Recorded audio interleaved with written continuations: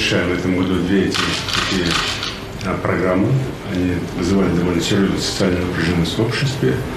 Более 20 лет проблема с вынужденными переселенцами и проблема оползная зона на 60-х годов.